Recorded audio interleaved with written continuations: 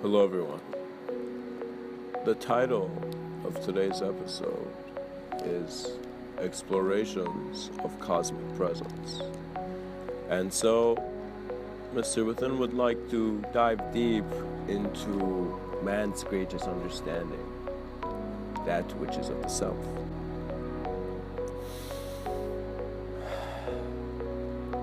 If you find yourself suddenly being that person who in a YouTube video sees a yogi suggesting simply a few words as his suggestion of how you should live in this life,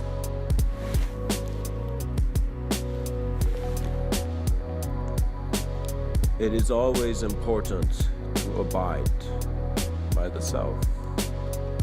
You must understand the self, for it is your most immediate aspect of your moment of being. The intelligence of your moment is more than the ideology that is suggesting a certain frame. What that means is people go to the museum not for the frame, but for the actual artwork. You're in this life not for how much you can think of it or envision it in certain ways, but to actually experience it. And so when direct experience becomes something that's important for you,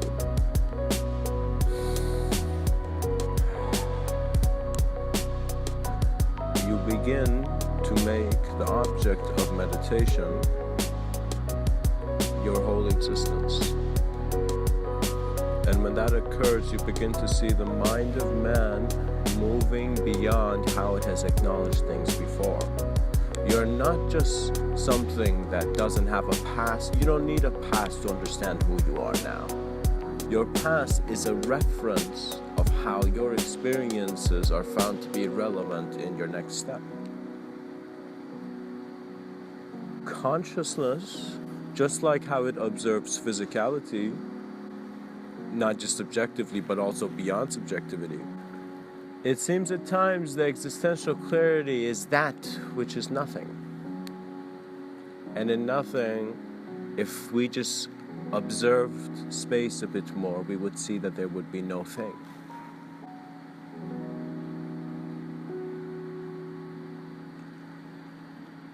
At the beginning of my life, there came certain ambitions, and the external world is very convincing.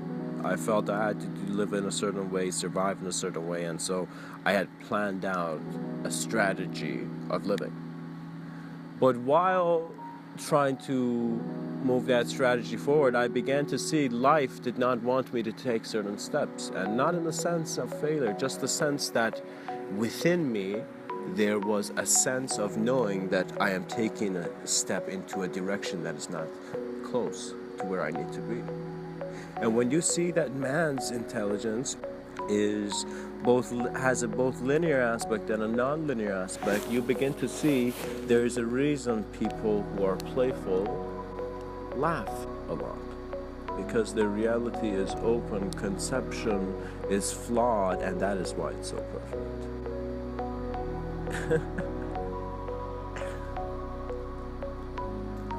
In how an individual consciousness or an individual being understands its world, it needs to understand that you can't do it externally too much. What that means is you're not here to feel that the achievement or your success in the game is immortality. Your understanding here is to see, all right, the human projection is an aspect of my conscious being, my conscious moment of being, but what else does my moment hold? When the attention of the self comes to the moment of awareness that is here, it's as if the self has been situated in the self and there is more of a transcendental awareness. In other words, you become more sensitive to stillness and silence, and suddenly your senses enhance. As your senses enhance, it is because you are shaking your projection, but you do not want to just shake it. We want to, in a sense, know of the hand that could always turn it on or off. And as you begin to see, immortality is just a game. But when you seek beyond it, you as a human being do not get limited and so convinced by calling yourself a human, and you first observe the being aspect of the word human being, and then be aware to the human ideas.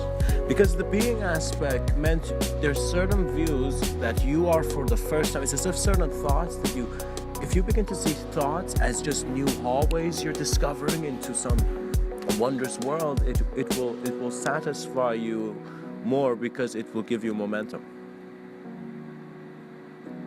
For in this life you should not be someone who is trying to fight fear, but you must be the treasure revealer who walks with the greatest excitement.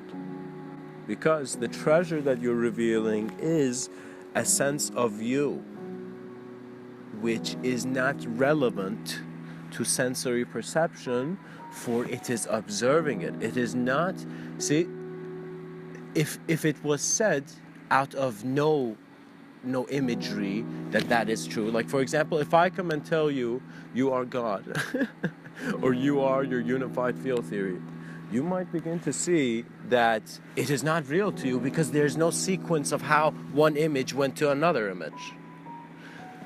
But if you begin to observe the nature of image, stories not only fill up themselves, you begin to see an aspect of you understanding more of your multidimensionality, meant when you look at the same stuff you look at every day, you are seeing more out of it. You are having a greater depth. You are seeing that the strategy is to have no strategy and to flow with the intelligence of the moment.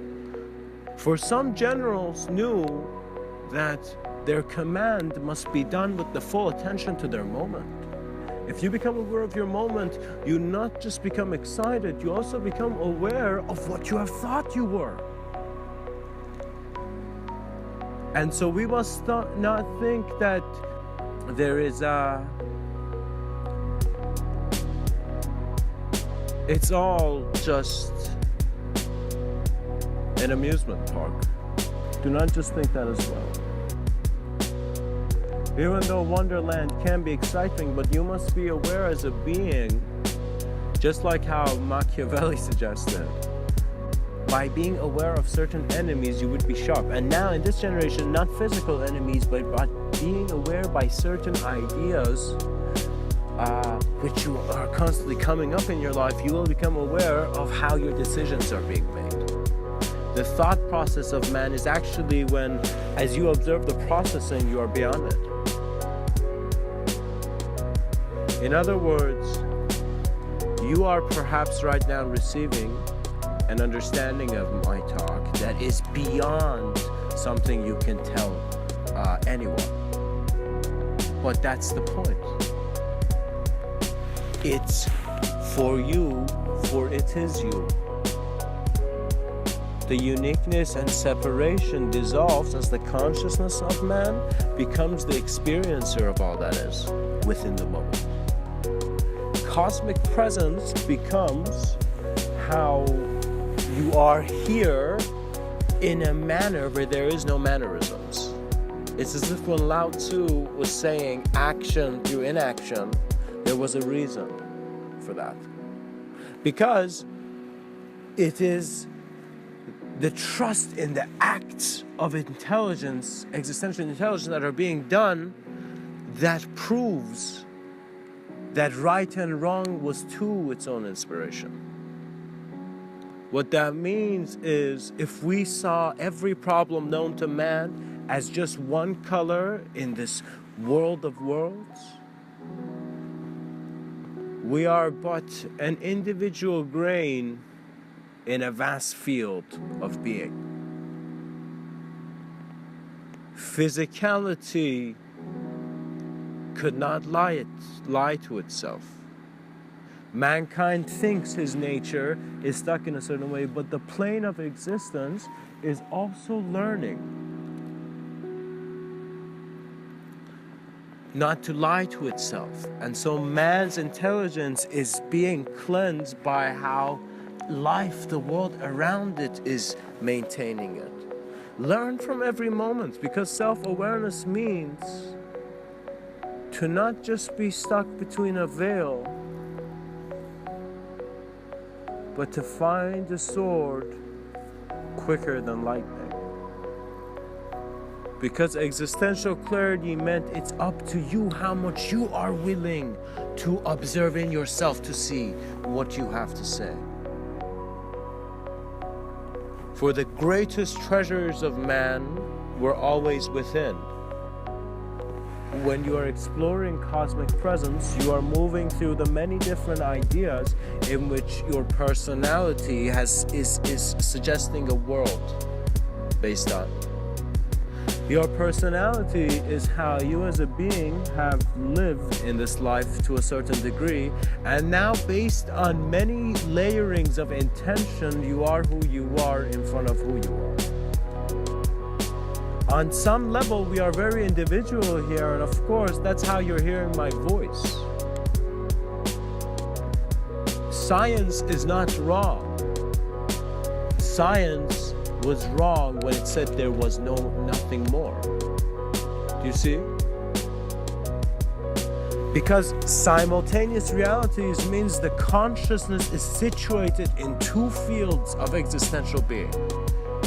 That means we think we are just experiencing one world. Oh, it's all just a physical playground. No, my friend. This reality is blended with many intentions of how manifestation should be done here.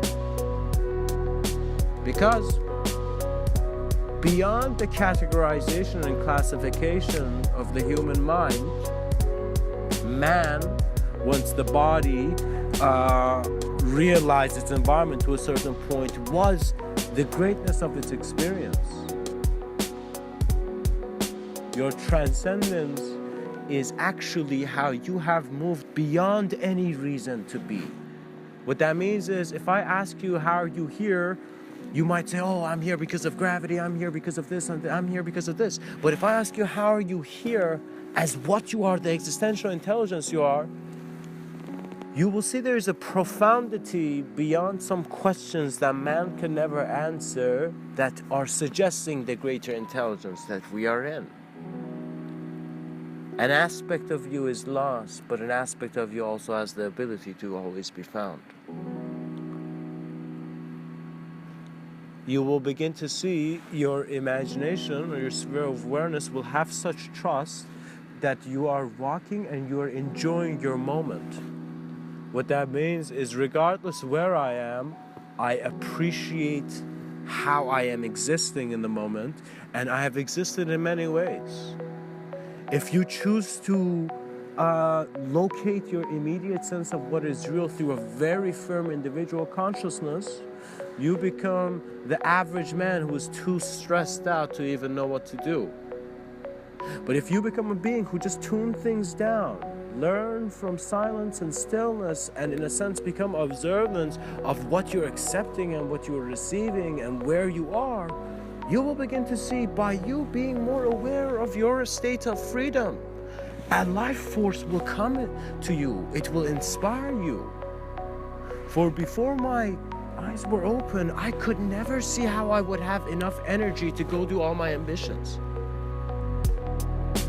And I noticed energy is not just about how you're maintaining yourself physically, even though that's a big aspect of it, but it's also about the intentions. How are the thoughts in your mind flowing around?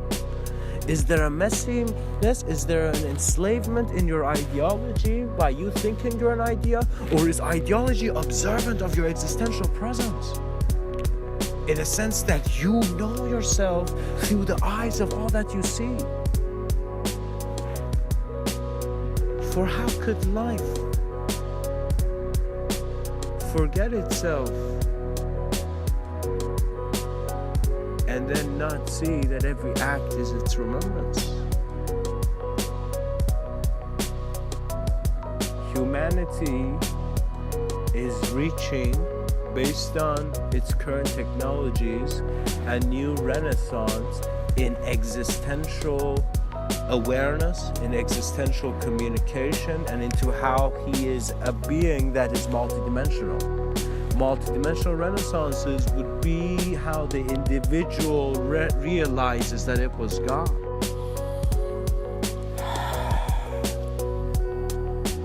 I would like to right now share a quote by Alan Watts, and it's just a part of his lecture. Someone's just put it as a quote. It says, Jesus Christ knew he was God, so wake up and find out eventually who you really are. In our culture, of course, they'll say you're crazy and you're blasphemous, and they'll either put you in jail or in a nut house, which is pretty much the same thing, in brackets. However, if you wake up in India and tell your friends and relations, my goodness, I've just discovered that I'm God, they'll laugh and say, oh, congratulations, at last you found out. And so, perhaps the simplification is that when you become existentially responsible, you see you are not really looking for a teacher, but a mirror that brings the absolute immediately in your direct experience. You are your directest experience. Begin to see that there is no need to create a lack of value in your life you have lived. See, there was a moment, guys, where I didn't know what I wanted to do because I was not acknowledging who I was in the past, because I wanted to change, because I was not comfortable being here. But once you become comfortable being here, you don't want to change things, so you accept. And the wisdom of acceptance is one where it is leading to eternity, because acceptance meant you are becoming aware of the change that is giving the temporal illusion. Become aware of the existential change, and you are changing in ways that many poets could only, in a very beautiful but insane manner, laugh about.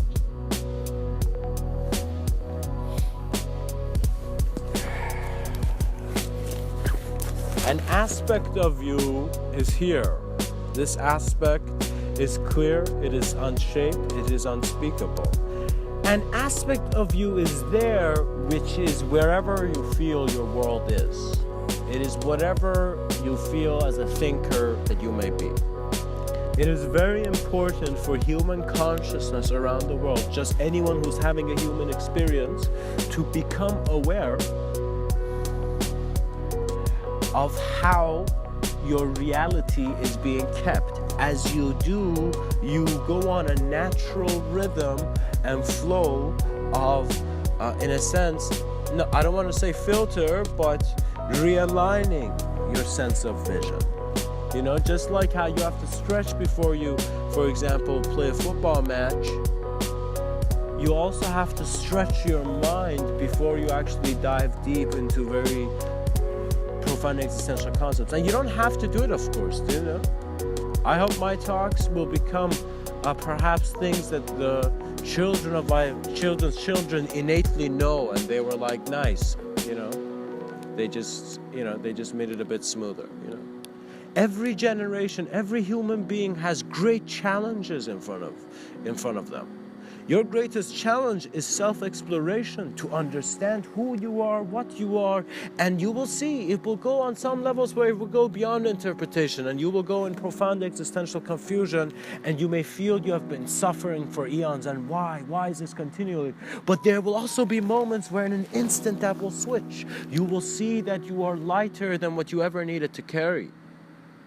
You will begin to see your consciousness did not just keep your body here, but it kept the world as well. You become to see, you see that you have come here to be. And so that is why you are the greatest becoming.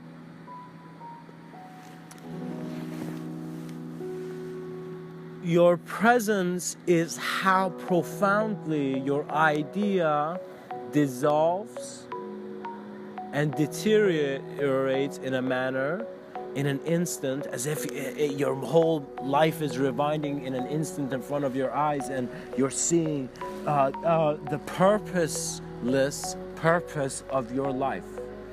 And in that moment you see that you're acknowledging such a vast spectrum that of course the ability was never human.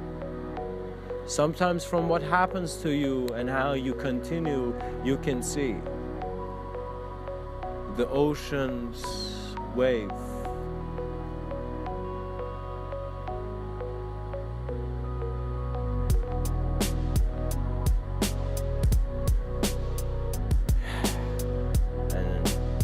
so do the shores smoothly agree. Whoever you are, acknowledge your whole, for your basking within eternity.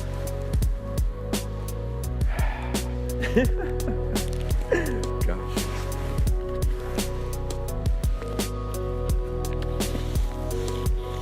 You know, I sometimes wonder if Alan Watts could come back and be like, what happened? He'd be like, oh my God, I had no idea how many musicians would take my quotes and remix them, you know.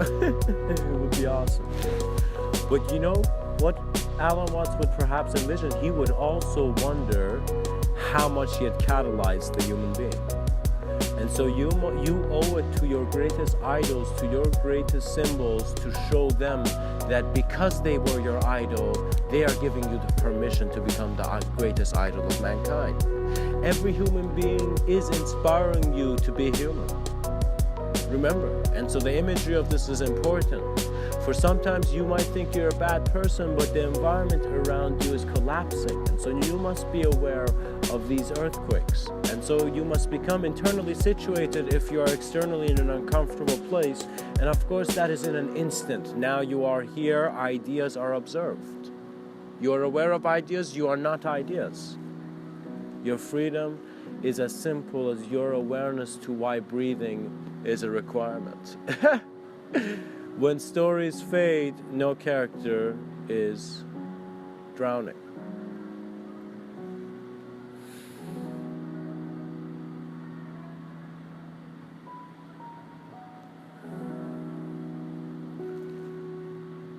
It is very important for humanity to begin its communication with an awareness that each individual is experiencing a certain cause and effect dynamic, whether you want to call it karma or, you know, oh, you did something bad and, you know, something bad happened, you know. It's very important for you to recognize that the awareness to cause and effect is in an instant. What that means is when you're aware of the cause, and just as how the cause is turning to the effect, there is an instant there where the mystic lives on that mountaintop. You see, the acknowledgement of all that you are considering separate is your freedom, for it gives you a existential sensitivity and awareness to becoming aware of how the self is a multi-presence intelligence. A multi-presence means, yeah, you're not just this. You're actually a presence rooted within many realities, but the intelligence is non-linear to how man is trying to figure it out. So the greatest way man can work is work with another technology, which is that of devotion and that of love and that of trust, in which you're not, you know, a devotee of per se an image, but a devotee of the awareness to all imagery. For that is what all that God could ever be. In other words, guys, you must recognize that perhaps the difference you see between many people outside of, let's say, a temple and inside a temple is that when they go inside a temple, their experience has just got a bit more sacred for them. That means they're like, all right, I want to see how I'm alive right now in this moment. And so God has always been an existential mirror, and that's good because that is how people are questioning it, you know. But at the same time as there are people questioning it, there must not be a need, because if we are in a game which we are not fully aware of, if we are trying to conceive the game as a limited aspect of this cosmos, we will begin to see that whatever path that gives us a greater experiential range will just feel better. But we don't want to just watch different films on the projector. We want to be aware of how reality is projected, how it is present. Just like how I'm speaking now, I'm aware of it, but it is going through different senses of consideration. And what that means is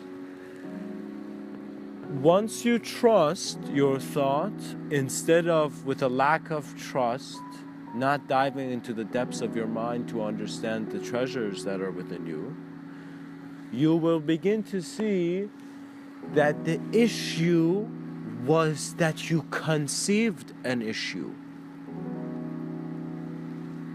You conceived a duality and you still are, and that's why you are considering it in a way where you feel you can't get rid of it. But as you observe that duality, you will begin to see, as your states of being will change, you will realize. So I would like to suggest this in a sense. Let us just for a second take a straight line on an axis and visualize the waves of the golden ratio going up and down, and also in the manner of how they are ascending and descending. Now, as we begin to see these waves going up and down, let us say that meditation was that moment where you, as the straight line, for a second just kept something still. As you focus on something in this reality, in a sense, you're not trying to achieve some magical feeling or something, in a sense. You're, in a sense, observing an object as you observe it, it's like the curves, the waves of the golden ratio are suggesting the fluctuation of your states of being. You can stand on the bus stop, and suddenly if you close your eyes and remember a memory, you can go through many different states of being. What that means is you'll feel late for work, but also you'll feel as if, why was there war in mankind? You'll get that kind of depth of a thought, So it's very important for man to recognize that he is the observance of man rather than just the object of observance. Because the object of observance makes you aware of your states of being, and then your states of being make you aware of your absolute. So what that means is, if you see a being physically, realize that's physically here still, and you're like, oh, if this guy's a yogi who has so much ability, why is he still here? It's because the lesson of that being has gone into another depth of life, but is still a lesson of this plane.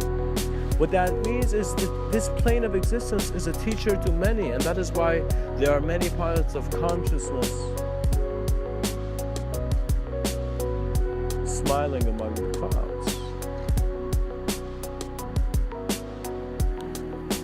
If you recognize that the value of your being is in this experience, and those moments of action suggest direct experience, you will feel active the minute you feel you are here. The minute you see that there is life force present within you, who could judge you? Do you go to a park and be like, oh gosh, this flower, is yellow, this flower is red, this flower, is blue? Do you judge these?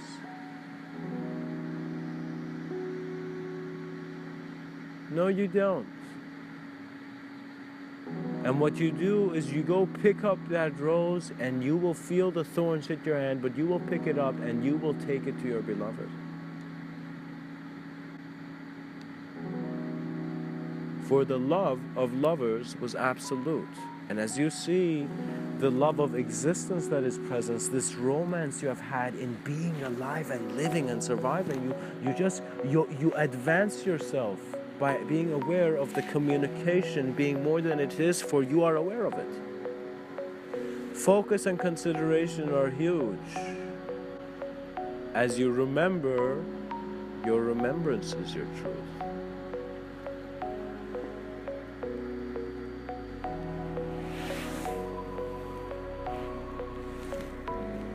In some manner, man can observe ideology where he finds that he can be simultaneously present within many states of being.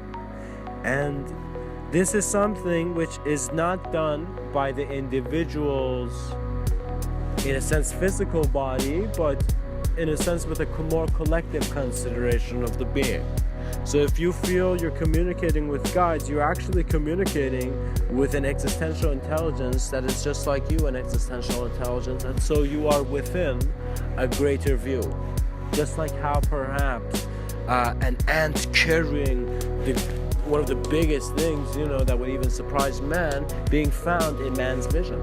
What that means is, just like how you look at that tree and that tree is in front of you, you are also the emanation of a sparked glance.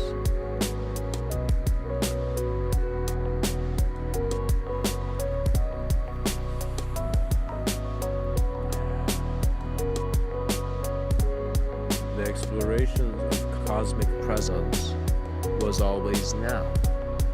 Trust your perception and how it will transition from being focused on personalities that are creating an individuality that can be stressed, depressed, or whatever state of incapabilities that one wants to suggest. But then there's also the awareness that the idea is not the ruler. The idea is not the first person who gets to suggest what the world is. The imagery outside of you is not the first truth. The awareness to the imagery outside of you is your first truth. And that is all now, for this observance does not need to be limited. You might have thought you were talking to a child. You might have thought that animal couldn't understand. You thought that was a tree. You thought that was your face in the mirror. But the absolute is present beyond its identification of a spectrum where chains can be found. My friend, this world needs to be temporal, for that is why it is this part of the world. We are visitors into this plane where we're allowed to be in these dynamics. Learn from it. Assume tomorrow you're going to burst into collective cosmic energy. Appreciate your pain, appreciate your suffering, because the Buddha after a while saw that just like how there was something that could be his greatest teaching, his suffering was also objectively being seen. The approach is important. How you are looking at things is more important than the things that are in front of you. My friend, you don't need a guru. You need a mirror of existence. And guess what? The mirror is you.